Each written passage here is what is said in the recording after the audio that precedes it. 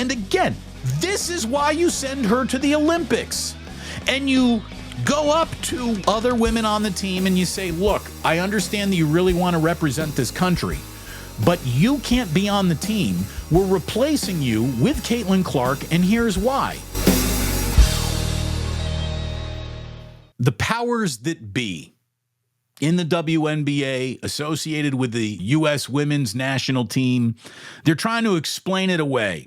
You know, she needs more experience. There are other qualified athletes who have been waiting their turn to go to the Olympics, and they're in front of her in line. Like, what they're basically saying is there are steps to this. And I can appreciate that. And I think that there's some truth to that. And I get it. You could also say that, you know, Caitlin Clark hasn't earned it yet. And even though that is more of an opinion and it's debatable, you know, like I'll agree with you. Sure. Okay, she hasn't earned it yet. But skipping steps is very common in sports and should be embraced when something special is happening. And something special is happening in the WNBA and in women's basketball. For example, the entire world went from laughing at and yawning at your sport to actually paying attention to it. Like, that's a special moment for the WNBA. You want to embrace that. You want to embrace the cause of that. And I just saw the report today that the WNBA is coming off a record month of ratings. They are getting triple the average audience of last year. Well, why is that? Well, it's because the national games have Caitlin Clark in them. That's why. That's why. The WNBA can try to, you know, spread the success story around the league as much as they want. That's a little performative. Caitlin Clark is the North Star by which all ratings are setting their compass. She is the one that is bringing more eyeballs to the party than anybody else, than any other team, than any other group, than any other class, than any other anything. Right or wrong, fair or foul, the WNBA really should be measured in the same way that we measure the whole element of our modern timeline. BC and AD. BC, before Christ. AD, Anno Domini, which means year of our Lord. BC is before Caitlin Clark.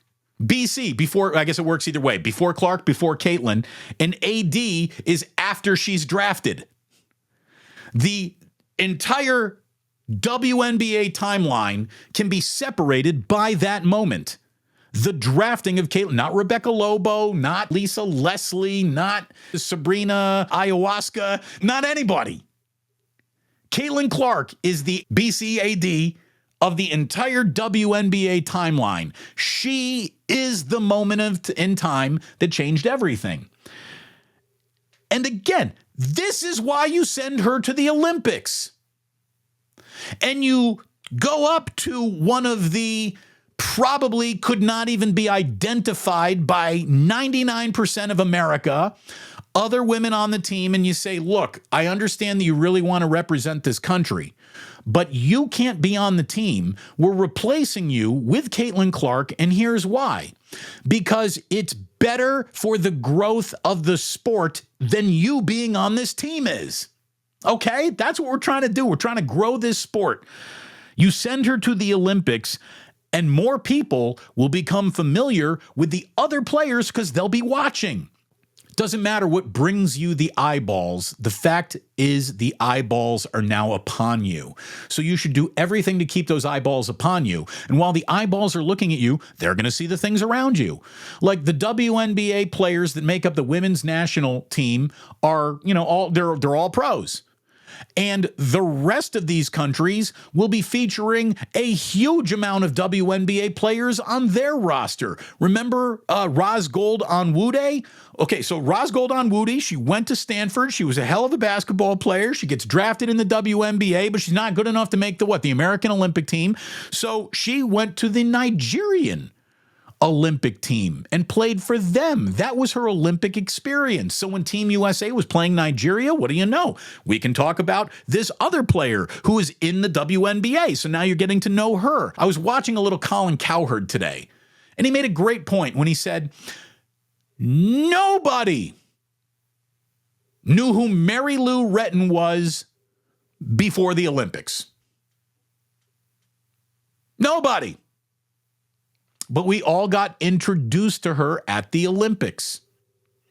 Caitlin Clark being on the women's team would have introduced more people to the other players around her in the WNBA on the other rosters than without her. You know, the U.S. women's national team can hold all the well-reasoned, well-thought-out press conferences that they want. The truth is they totally fucked up a chance to grow their own sport by leaving her off the team. You fucked up the chance to grow your own sport globally. Globally. You screwed this up. There's one thing to screw up things in the continental United States. It's another thing entirely to screw something up globally. That's how big of a mistake this was from the U.S. women's national team. And anyone who wants to try to, say, well, Damon, you're wrong. No. I am not wrong. You are. That's what's wrong about this. The hubris that, oh, no, we know what's best for our sport. No, you don't. If left to your own accord, the WNBA has never known what's best for its own sport. Never. Couldn't function on its own if it wanted to. Now it's got a little bit of a chance, and it's got a little bit of a chance because it's becoming profitable and interesting and part of the zeitgeist of our culture thanks to the keyhole of Caitlin Clark that everyone is peeking at the rest of the league through her keyhole. Look, I don't know what you're going to watch later tonight. I don't know what shows you're going to listen to later. This is the most interesting show today. I promise you this will be the most interesting show that you consume all day long. Thank you very much for being here. Like and subscribe. Thanks for watching. Tune into the Damon Bruce Show live on YouTube every weekday at 2 p.m. Eastern, 11 a.m. Pacific.